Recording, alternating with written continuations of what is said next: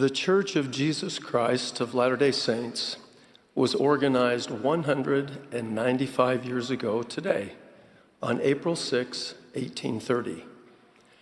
A small congregation of believers and friends gathered for this momentous and joyous occasion.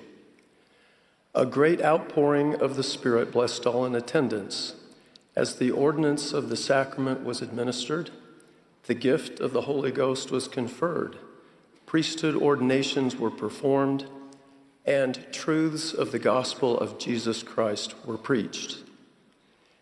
In reestablishing his church, the Lord designated by revelation 24-year-old Joseph Smith as its earthly leader, a seer, a translator, a prophet, an apostle of Jesus Christ, an elder of the church through the will of God the Father and the grace of your Lord, Jesus Christ.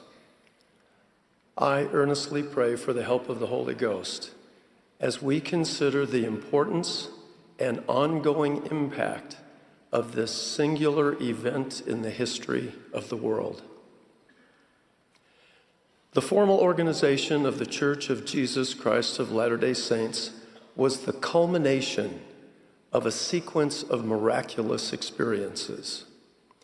The first of these experiences occurred 10 years earlier in upstate New York. In the spring of 1820, a young boy named Joseph Smith went into the woods near his home to pray.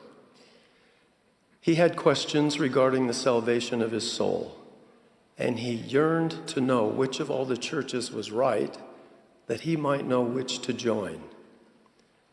Joseph trusted that God would answer his prayer and direct him.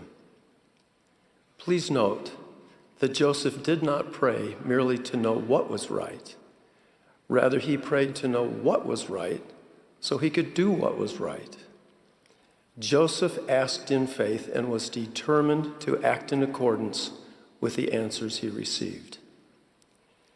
In response to his sincere prayer, God the Father and his Son Jesus Christ appeared to Joseph and inaugurated the restitution of all things as foretold in the Bible. In this vision, he learned that following the death of the original apostles, Christ's New Testament church was lost from the earth. Joseph Smith would be instrumental in restoring, once again, the doctrine, the authority, and the covenants and ordinances of the Savior's ancient church. Joseph affirmed, I saw two personages whose brightness and glory defy all description, standing above me in the air. One of them spake unto me, calling me by name, and said, pointing to the other, This is my beloved Son, hear him.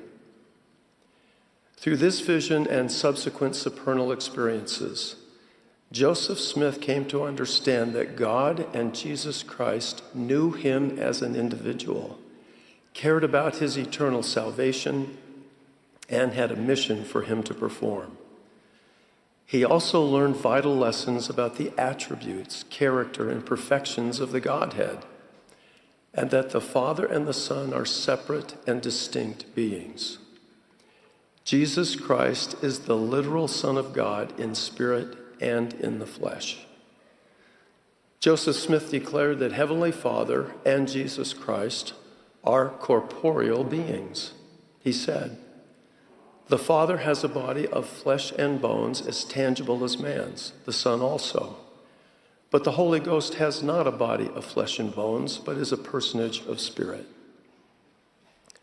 I testify, the visitation of the Father and the Son to Joseph Smith was the initiating event in the grand restoration of all things, spoken by the mouth of all the holy prophets since the world began.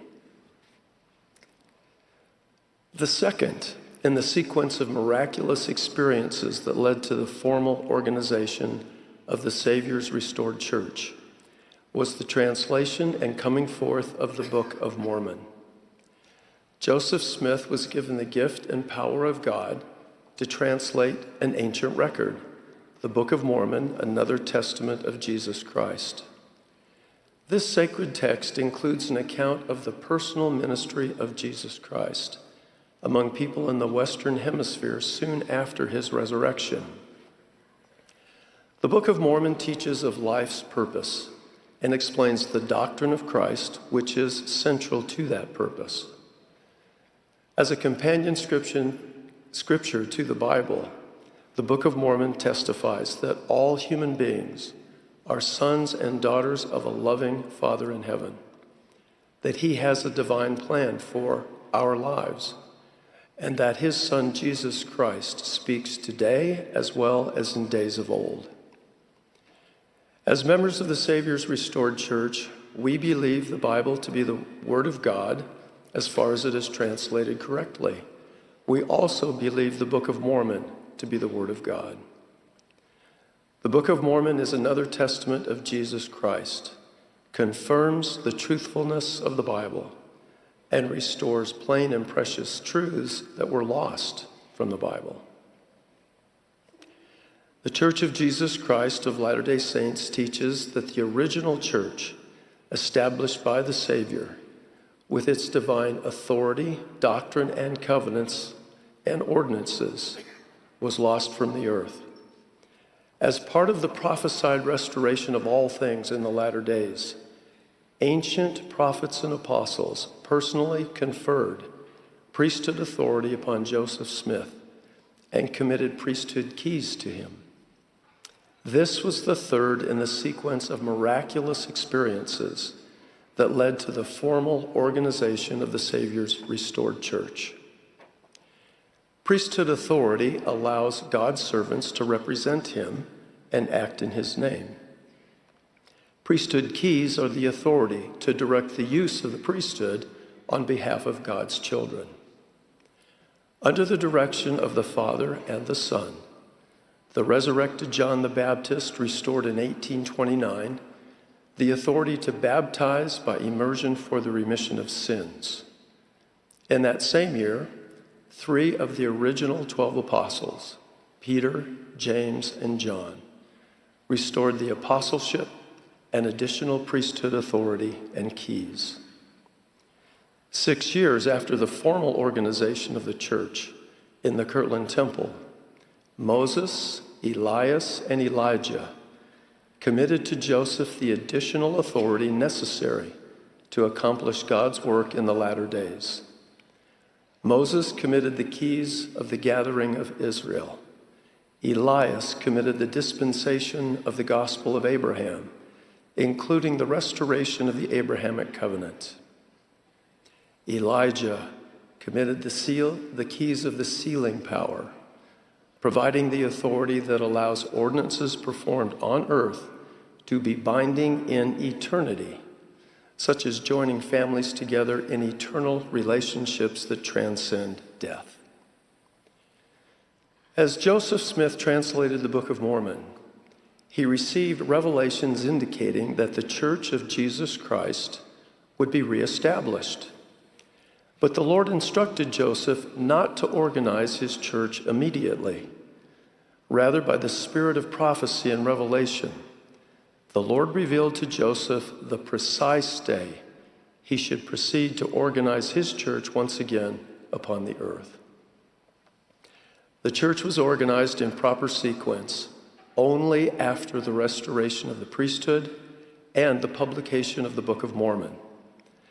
The first copies of the Book of Mormon became available on March 26, 1830, and the church was formally organized on April 6. The Church of Jesus Christ of Latter-day Saints is Christ's New Testament church restored. This church is anchored in the perfect life of its chief cornerstone, Jesus Christ, and in his infinite atonement and literal resurrection. Jesus Christ has once again called apostles and has given them priesthood authority.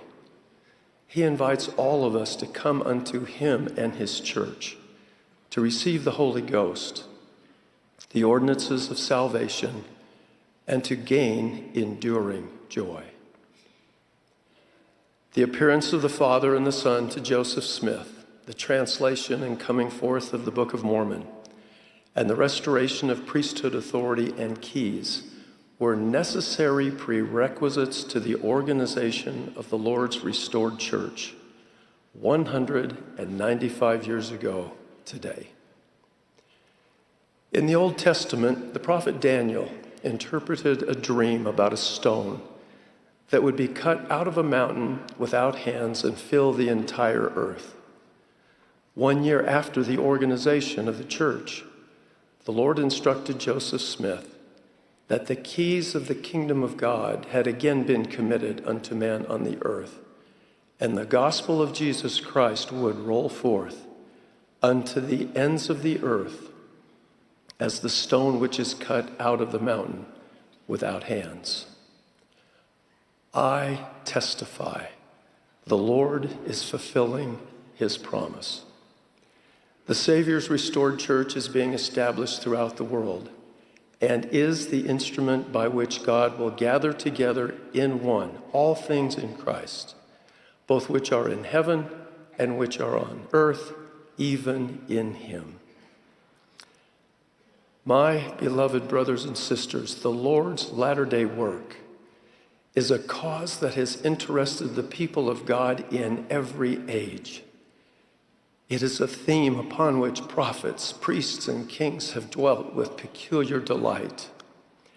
They have looked forward with joyful anticipation to the day in which we live, and fired with heavenly and joyful anticipations, they have sung and written and prophesied of this our day. In this greatest and last of all gospel dispensations, a whole and complete and perfect union and welding together of dispensations and keys and powers and glories should take place and be revealed from the days of Adam even to the present time. And not only this, but things which never have been revealed from the foundation of the world shall be revealed in this, the dispensation of the fullness of times. The prophet Joseph further explained, all the ordinances and duties that ever have been required by the priesthood under the directions and commandments of the Almighty in any of the dispensations shall all be had in the last dispensation, bringing to pass the restoration spoken of by the mouth of all the holy prophets. I've attempted to summarize basic elements of the most important and glorious good news any person, anywhere in this world, can ever receive. The message that the Lord Jesus Christ has restored his gospel and church in the latter days. I invite all to learn about and prove this message. I promise that individuals who prayerfully study the message of the restoration and act in faith will be blessed through the power of the Holy Ghost to gain their own witness of its divinity and of its purpose to prepare the world for the promised second coming of our Lord and Savior, Jesus Christ. As you pray earnestly with the expectation to both receive and act upon an answer from God, as did young Joseph Smith, your capacity to recognize and respond to that divine witness will be increased. I witness God, the eternal Father, is our Father. I testify and witness that Jesus Christ is the Father's beloved Son and his only begotten in the flesh. He is our Savior and Redeemer. And I joyfully witness that the Father and the Son appeared to the boy Joseph Smith, thus initiating the restoration of the gospel of Jesus Christ in the latter days. The Book of Mormon is another testament of Jesus Christ and contains the Word of God. Priesthood authority to represent the Savior and act in his name again is found on the earth. And the Church of Jesus Christ of Latter-day Saints is Christ's New Testament church restored. I bear my sure witness that all of these things are true. In the sacred name of the Lord Jesus Christ, amen. Amen.